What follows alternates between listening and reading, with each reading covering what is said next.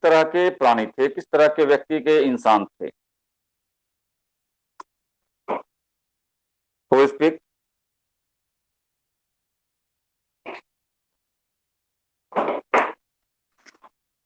Then I am just talking with you all कि जब कबीर ने समाज में आडंबर को नष्ट करने का कार्य किया, कबीर ने जब समाज में आए हुए आडंबर को नष्ट करने का काम किया, तो कबीर के द्वारा जो वक्तव्य दिए गए, जो समाज में बातें कही गई, उसका उद्देश्य क्या था? उसका उद्देश्य लोगों को जगाना था। कबीर का उद्देश्य लोगों को जगाना था। जो लोग धर्म के आडंबरों के नीचे दब गए थे, सो गए थे, या यूं कहा जाए कि उनकी जीवन की जो व्यक्तिगत रूढ़िवादिताएं थी वह बिल्कुल ही निष्पन्न हो रही, तो यह बिल्कुल ही नष्ट हो रहा था, यह समाप्त हो रहा था, जिसके कारण इन प्रकार की समस्याएं देखने को मिली थी। अब कबीर ने कहा, लोगों से ये कहा है कि आज हम लोग ईश्वर को हर एक जगह ढूंढने जाते हैं। कोई मंदिर जाते हैं, कोई मस्जिद जाते हैं, कोई कहीं और जाते हैं, परंतु ईश्वर कहाँ है? ईश्वर कहाँ है? तो ईश्वर तुम्हारे अंदर निहित है। ईश्वर कहाँ है? तो तुम्हारे अंदर निहित है। जब तुम अच्छे कार्य करते हो तो तुम ईश्वर हो, और बुरे काम करते हो तो तुम ईश्वर नहीं। बुरे काम का मतलब तुम्हारे मन में जब अच्छी भावना ना हो। सोचना भी एक कर्म है, सोचना भी एक कर्म है, और अच्छी भावनाओं के प्रति जब तुम सोचते हो, अर्थात तुमने ईश्वर को प्राप्त कर लिया है। अब मैं आप लोगों से ये कहना चाहूंगा कि इस कबीर ने कहा, मोको कहां ढूंढे बंदे, मोको कहां ढूंढे बंदे, मैं तो तेरे पास में, मैं कहा हूं तो तेरे पास में।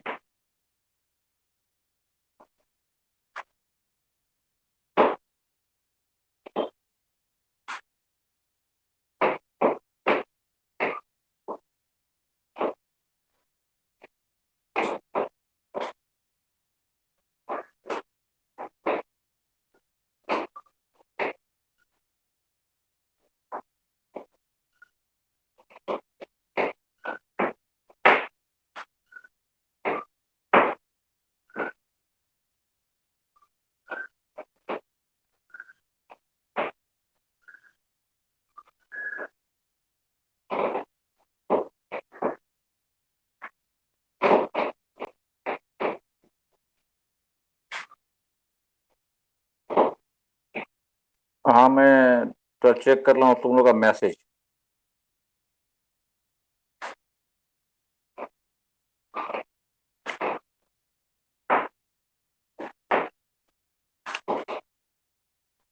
ओके, तो डिस्कशन पॉइंट ये है कि कबीर ने कहा था, मोको तू कहाँ ढूंढे बंदे, मैं तो तेरे पास में, तुम मुझे कहाँ ढूंढते हो? तुम मुझे कहाँ ढूंढने को जाते हो, और कहाँ कहाँ मेरी तलाश कर रहे हो? नामे देवल, देवल का मतलब देवालय, देवालय मतलब मंदिर, टेम्पल। नामे मंदिर, नामे मस्जिद, ना कावे कैलाश में, ना तो मैं मंदिर में हूं, ना ही मस्जिद में हूं, और ना ही हज करने के स्थान काबा में, और ना ही भगवान शंकर के बैठने के स्थान कैलाश में। मैं कहा हूं, ना तो कौनो क्रियाक्रम में, ना मैं किसी प्रकार के अन्य क्रिया में जो तुम करते हो, ना मैं उसमें हूं, ना ही मैं योगियों के पास हूं, और ना ही मैं बैरागियों के पास हूं, अर्थात ना योग में हूं, ना ही बैराग में हूं। खोजी हो तो तुरंत मिलिए, अगर तुम मेरी खोज करोगे, अगर तुम मुझे ढूंढना चाहोगे, तो मैं तुम्हें तुरंत मिल सकता हूं, पल भर की तलाश में, तुरंत ही मिल सकता हूं। कहे कबीर सुनो भाई साधो, सब श्वासों की श्वास में। कबीर कहते हैं, ईश्वर कहाँ है? तो तुम्हारे द्वारा जो कर्तव्य किए जाते हैं, कर्म किए जाते हैं, कबीर ने कहा, हे सज्जनों, तुम सुनो, ईश्वर तुम्हारे श्वास में बसे हैं, तुम्हारे जीवन में बसे हैं ईश्वर। और ईश्वर को जिस ईश्वर को तुम यहाँ और वहां ढूंढते हो वे तुम्हें कहीं नहीं मिलेंगे, वह केवल तुम्हारे अंदर निहित और समाहित हैं, वह तुम्हारे अंदर निहित और समाहित हैं। अतएव हमें ध्यान देना है, हमें ध्यान देना है कि हमारे द्वारा जीवन में धर्म को अपनाओ, जो कोई करना है करो, लेकिन मानवता के धर्म को सबसे पहले अपनाना होगा। मानवता जिसके पास है उसके पास सभी ईश्वर विद्यमान है, सभी ईश्वर उसके पास विद्यमान है। किसी प्राणी को कष्ट ना देना, आडंबर में ना जीना। Good morning. Then I am talking with you all. सबसे पहले ईश्वर ने कहा मैं कहाँ हूं, तो मैं सभी लोगों के पास हूं। तो कैसे, तुम अगर ईश्वर तुम्हारे पास नहीं होते तो तुम्हारे पास जीवन नहीं होता। जो जीवन है वह ईश्वर की देन, ठीक है। परंतु कहाँ है, तो तुम्हारे अंदर समाहित ईश्वर हैं। कबीर ने भी इस बात को माना कि ईश्वर हैं अगर, तो तुम्हारे अंदर समाहित है और वह तुम्हारे कर्मों के द्वारा तुम्हारे अंदर के ईश्वर को तुम दिखला सकते हो। इसलिए सबसे पहले अपने कर्म को बदलिए, कर्म से अच्छे कार्य करें ताकि लोग उससे लाभान्वित हो सकें, लोग उससे जुड़ सकें।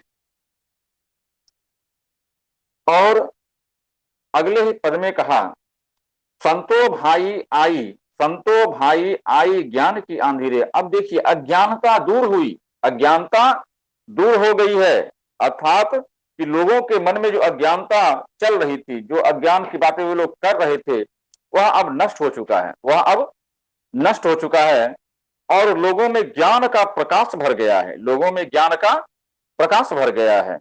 लोग अब एक दूसरे को मदद कर रहे हैं और उनके मन में जो आडंबर की बातें चल रही थी, जो उनके मन में अज्ञानता की बातें चल रही थी, वो सारा का सारा नष्ट हो गया है, वो सारा का सारा नष्ट हो गया है। कैसे नष्ट हुआ, तो जैसे ही मानवों के मन में ज्ञान का प्रवाह हुआ, तो कैसा ज्ञान, तो सच्चा ज्ञान का प्रवाह हुआ।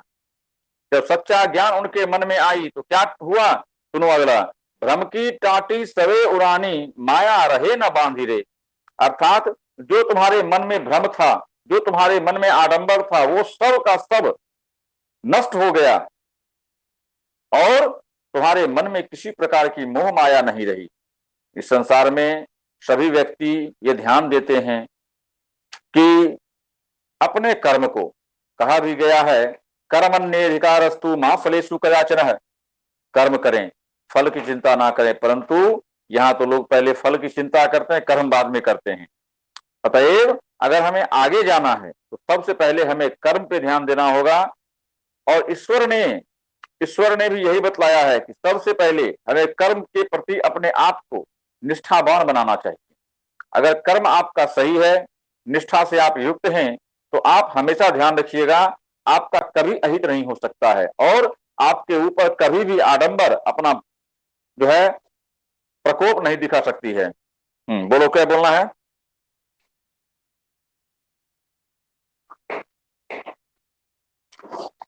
देखो अब कहता है हित चित की द्वेथान गिरानी, हित और चित। आज जो लोग आडंबर में जीते हैं वो क्यों जीते हैं, उनके मन में एक भावना जन्म लेती है कि इस कार्य के करने से हमारा हित होगा कि नहीं होगा। जो काम उनके मन में है, चित्त में है कि भाई ये मेरे काम मन लायक है कि नहीं है। कोई काम अगर आपके मन लायक नहीं होता तो आपको लगता है कि वह मेरे लिए हितकारी नहीं है, लेकिन ऐसी बातें नहीं होती। कि जैसे मेडिसिन हमारे लिए चित्तकारी नहीं होता, मन को अच्छा नहीं लगता है, लेकिन वो हमारे स्वास्थ्य के लिए अच्छा होता है। ठीक उसी प्रकार से जो आप अच्छे कर्म करते हैं, जो आप अच्छे कर्म करते हैं वह आपको भले ही अच्छे लगे या ना लगे, परंतु जो कहा जाता है कि यह स्तरीय है, यह सामाजिक रूप में लोगों के लिए काफी फायदेमंद है, लोगों के लिए काफी अच्छा है। इट मीन्स समाज में इससे एक नव चेतना का आगमन होगा। क्यों, लिखा हुआ है मोह बलिंदा टूटा रे। मोह बलिंदा, मोह का जो पुल बना हुआ है किसकी के प्रति, धर्म के प्रति, किसी अन्य चीज के प्रति, जो आपके मन में एक अपना पुल निर्माण कर चुके हैं आप, वह नष्ट हो जाएगा। तो कैसे नष्ट हो जाएगा? जब आप आडंबर की दुनिया से निकलकर बाहर आए। जब आप आडंबर की दुनिया से निकलकर बाहर आते हैं तो आपके मन का मोह टूट जाता है और आप सार्थक रूप में अपने जीवन को जीना प्रारंभ करते हैं, जिसमें लोगों की भलाई छिपी होती है, जिसमें लोगों के प्रति सहानुभूति छिपी होती है। और ये मैं ही नहीं कहता, हर एक पुस्तक भी कहती है, हर एक शास्त्र भी कहता है कि अगर जो व्यक्ति निस्वार्थ सेवा करता है किसी की, फॉर एग्जाम्पल देखिए, आपके घर में पेरेंट्स आपकी निस्वार्थ सेवा करते हैं, उनको आपसे स्वार्थ नहीं है कि ये तुम बड़े हो गए तुमको ये देना और बड़े हो जाओगे तुमको ये देना। तो बड़े होकर भी हम उनके गुणों को भूलते नहीं हैं, हम बड़े होकर भी उनके गुणों को भूलते नहीं हैं।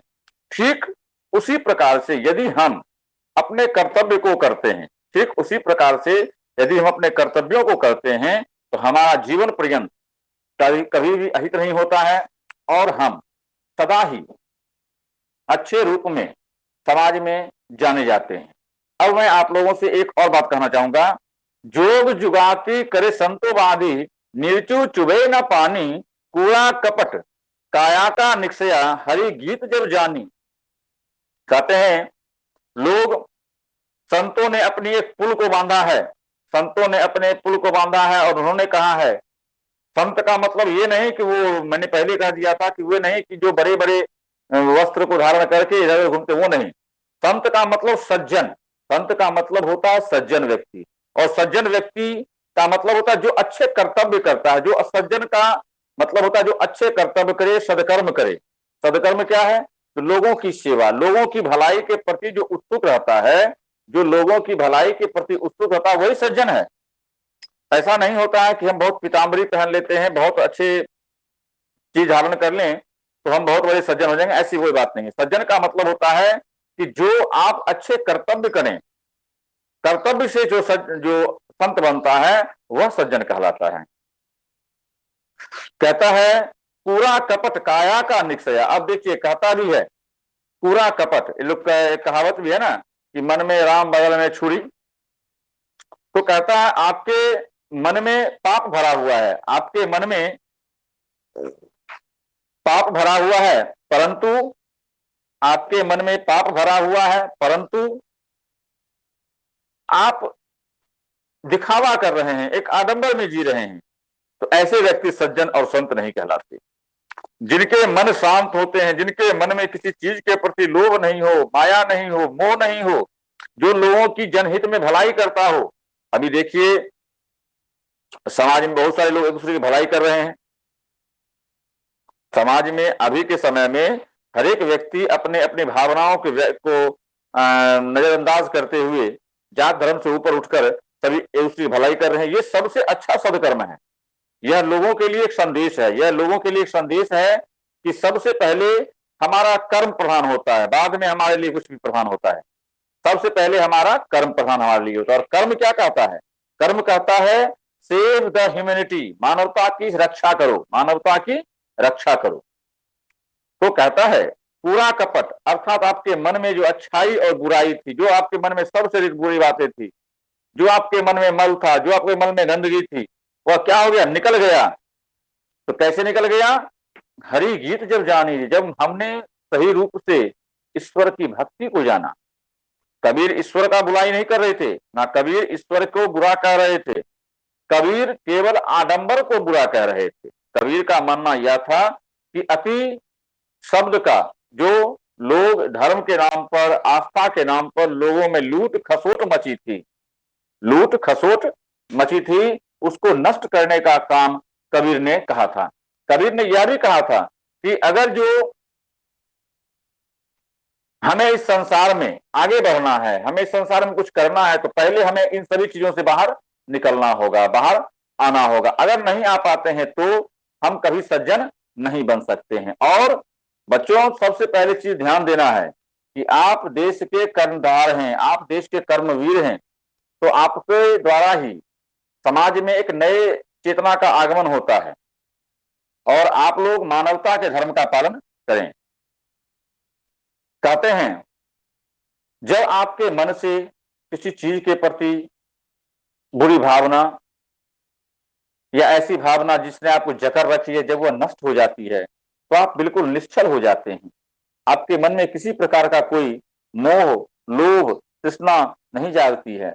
अब कहते हैं, आंधी पीछे जो जल बूठा, प्रेम हरि जो जन भीनी। और वह कहना चाहते हैं कि ईश्वर कहते हैं, कबीर कहते हैं कि आंधी वह जो थी, भ्रम की आंधी जो थी वह पीछे छूट गई। जो जात धर्म और संप्रदाय आडंबर की जो आंधी थी वह पीछे छूट गई। और लोगों में मानवता की जब लोगों में मानवता की आंधी ने प्रवेश किया लोगों के जीवन में, तो उनके मन में क्या हुआ?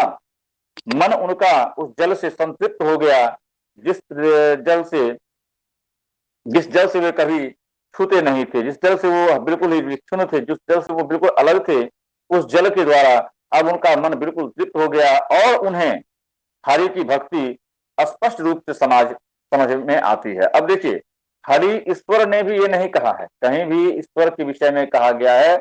और ईश्वर ने जब इस धरती पर जन्म लिया तो उन्होंने कभी ऐसा नहीं कहा कि तुम आडंबर में जियो। ईश्वर ने कभी ऐसा नहीं कहा कि तुम आडंबर में जियो। तुम जब जो है अपने सदकर्मों के साथ मानवता की भलाई के लिए कुछ काम करो, ईश्वर ने ऐसा कहा है। ईश्वर का भी जैसे भगवान श्री कृष्ण ने जन्म लिया, उन्होंने कभी भी जाति संप्रदाय का नाम नहीं लिया, उन्होंने हमेशा जनमानस की भलाई की, जनमानस की भलाई की। अब चेतना क्या है? तो अब देखो, यहाँ पे है क्या कि प्रभु की भक्ति तभी तुम्हें प्राप्त होगी जब तुम्हारे मन में कूड़ा नहीं होगा, कपट नहीं होगा, तुम्हारा मन जो है पाप से युक्त नहीं होगा। जब तुम्हारा मन पाप से मुक्त होगा तभी तुम्हें ईश्वर की प्राप्ति होगी। ईश्वर क्या है? तो सुख और शांति। जब तुम्हारा मन सुखी है, जब तुम्हारा मन शांत है, आज के समय में आज इंसान हर एक व्यक्ति चिंतित है, हर एक व्यक्ति सोचता है, तो उसका मन भ्रमित होता है। जब मन भ्रमित होगा तो आपको कदापि ईश्वर की प्राप्ति नहीं होगी, अर्थात शांति की प्राप्ति नहीं होगी, सुख की प्राप्ति नहीं होगी। इसलिए सबसे पहले अपने मन से चिंता को दूर करो। मन में जो आपके दूसरे के प्रति, आज मैंने पहले कहा ना कि आज लोग दुखी है क्योंकि दूसरा व्यक्ति सुखी है। तो दूसरे के सुख में अपने सुख को जब तुम देखना शुरू कर दोगे, जब दूसरे के सुख में तुम अपने सुख को देखना शुरू कर दोगे तो तुम्हारा दुख बिल्कुल ही खत्म हो जाएगा, बिल्कुल ही नष्ट हो जाएगा। और ऐसा कबीर ने कहा है। अब देखिए, कहते हैं, कहे कबीर भान के प्रकटे उदित भया तम खीना। अब देखो, कबीर कहते हैं जिस प्रकार से भानु, भानु मतलब भानु, भानु मतलब सूर्य, अंधकार कितना बड़ा होता है, अंधकार कितना बड़ा होता है। कोई कहता है कि रात में ऑफिस चलेंगे, नहीं, लोग कहते सुबह होके जाते हैं, सुबह निकलते हैं। इट मीन्स क्या? लोग हमेशा सच्चाई का साथ देते हैं। जीवन में कितना भी बड़ा अंधकार हो, कितना कितना बड़ा ही दुख हो, एक बात हमेशा समझ लीजिए, उसका अंत निश्चित है। जो चीज इस संसार में बना है उसके नष्ट होने का समय निश्चित। हाँ, देर जो भी हो, परंतु कबीर के अनुसार भी कबीर ने भी यही कहा है, कबीर ने भी यही कहा है कि कहे कबीर भान के प्रकटे।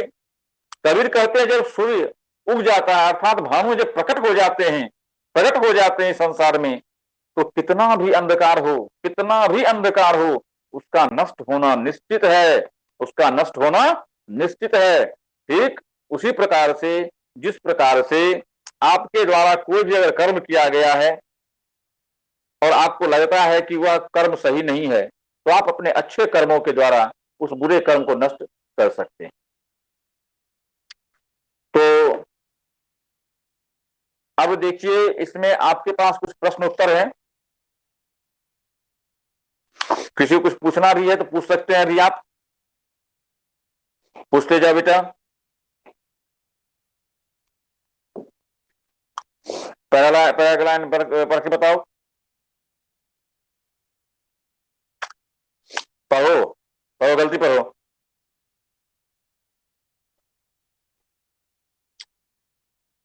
ऐसे नहीं है। तिसरा छान परी घर ऊपर, तिसना छान परी घर ऊपर, कोहरे का भांडा फूटा। अब तो तिसना जो है, अर्थात तुम्हारे मन में जो किसी चीज को पाने की इच्छा थी, जब वह नष्ट हो गई, और किसी चीज को तुम पाने की इच्छा कब कर, जब तुम्हारे मन में कुबुद्धि होता है। किसी के प्रति जो तुम ईर्ष्या रखते हो, किसी चीज के प्रति तुम पाने की लालसा रखते हो, मतलब तुम्हारे मन में कहीं ना कहीं मोह उत्पन्न हुआ है, कहीं ना कहीं मोह उत्पन्न हुआ है।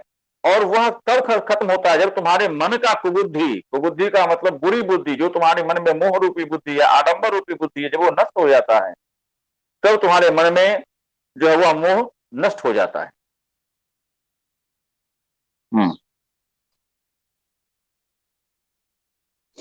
पूछो बेटा, बताने के लिए बैठे हुए हैं, बोलो।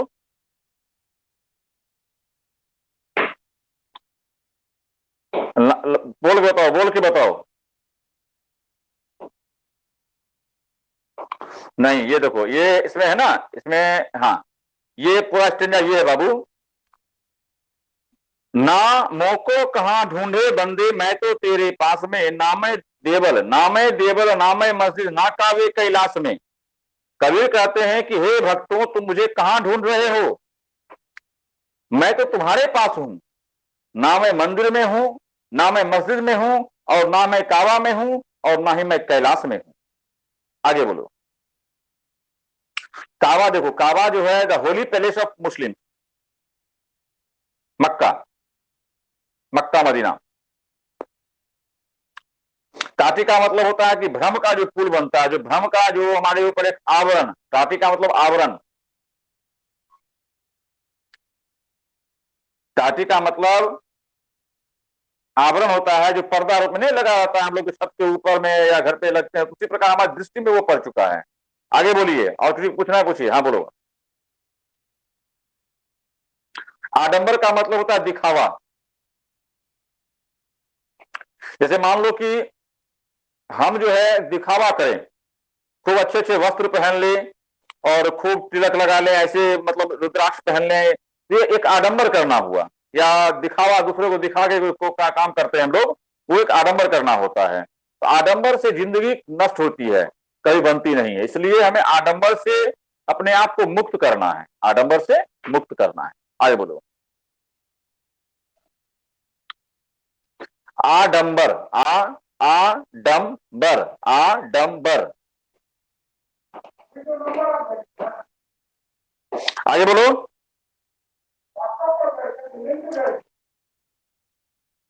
हाँ, अच्छे से बोलो। पक, पखा पखी का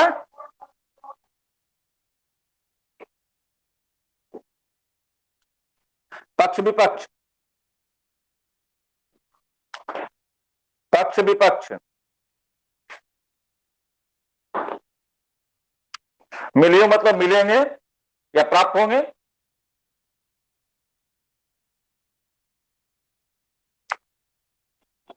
क्या चीज, क्या बोल रहा, फिर से बोलो।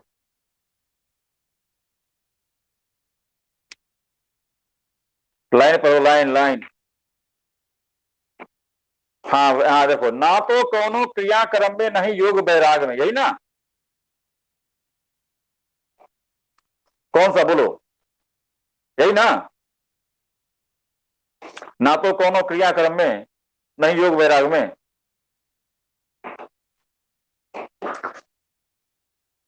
कौन सा बोलो जल्दी।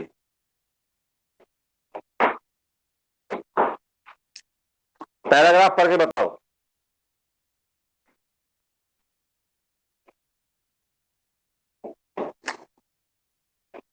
कहा,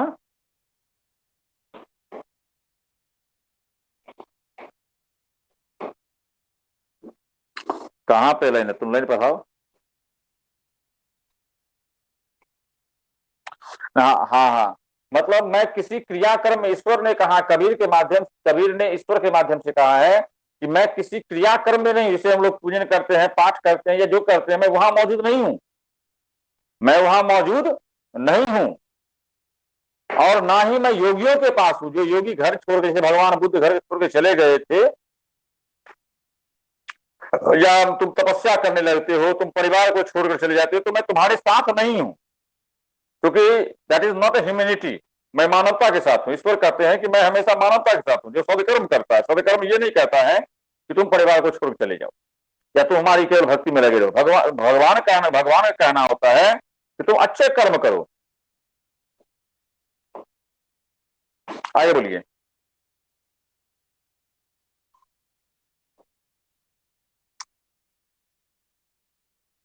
जोग जुगात, देखो जोग जुगती कृष्णो बांधी, देखो कहते हैं जोग जुगती अर्थात जो संत लोग होते हैं, जो संत होते हैं, जो सच्चे लोग होते हैं, वो क्या करते हैं, वे लोगों को लोगों से जोड़ने का काम करते हैं। उनके मन में किसी प्रकार का कोई भ्रम नहीं होता है, किसी के प्रति कोई घृणा नहीं होती है। निर्चु चुभे न पानी, और जो वो अगर उनके मन में कोई दुख भी होता है, जो कोई क्लेश भी होता है, वह किसी अन्य को इसका भोगी बनने नहीं देते हैं। और इसलिए देखो कहता भी है कि थोड़ा भी वो थोड़ा भी अपने द्वारा हीन भावना को जन्म होने नहीं देते हैं किसी अन्य के प्रति। अन्य के लिए वो अपने मन में किसी प्रकार का हीन भावना को जन्म होने नहीं देते हैं, या छीन भाव, और उनके मन में जो होती है किसी के प्रति छीन भावना भी जन्म नहीं लेती है। आगे बोलिए। निकसया, निकसया बाबू, निकसया नहीं है, निकसया मतलब निकलना। बलिंडा का मतलब होता है, देखो कभी तुम्हारे घर में देखा, घर में मोटा पिलर होता है, उसमें मोटा सा बलिंडा टक बना हुआ होता है, लकड़ी का होता है ना, कुंभ जैसे हम लोग झोपड़ी बनाते हैं तो पिलर टाइप का होता है, वही होता है बांस का बना हुआ झोपड़ी में, बलिंडा पुल। कुबुद्धि का मतलब होता है बुरी बुद्धि। हाँ क्या बोल रहा कल?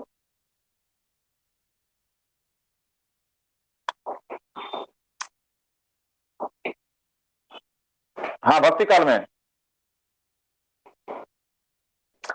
कबीर का जन्म भक्ति काल में, पहले स्पीकर ऑफ करो। कबीर का जन्म भक्ति काल में हुआ था। कबीर का जन्म भक्ति काल में हुआ था।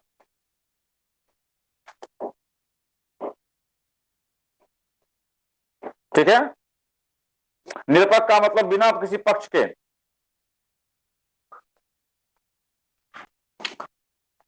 जो बोलना क्लियरली बताओ।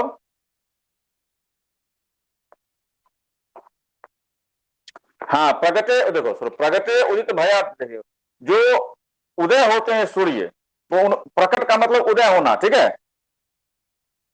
या उनका आना। प्रकट मतलब होता है आना भी होता है, ठीक है। यहाँ पे हम लोग आना या उगना का प्रयोग करेंगे। सूर्य के उदय होते ही जिस प्रकार से तिमिर का नाश हो जाता है, अंधकार का, तिमिर का मतलब अंधकार होता है, अंधकार का नाश हो जाता है। बोलिए।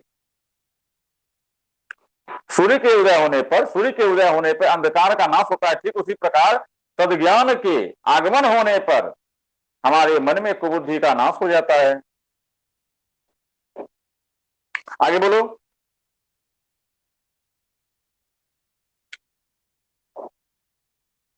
हाँ साखियों के माध्यम से भगवान, मैंने पहले तुमको बताया था कि तुम देखोगे जो लेसन तुम पढ़ते हो उसके पहले कबीर का जो दिया हुआ स्टेंजा है, नहीं बता रहा हूं मैं, इसको बता रहा हूं, उसमें स्टेंजा है, उसमें देखो लिखा हुआ है, तुम उसको पढ़े ही नहीं हो। उसको पढ़ोगे तब निकलेगा। पहले उसको पढ़िए और तब हमको बोलिए, ठीक है। आगे बोलिए।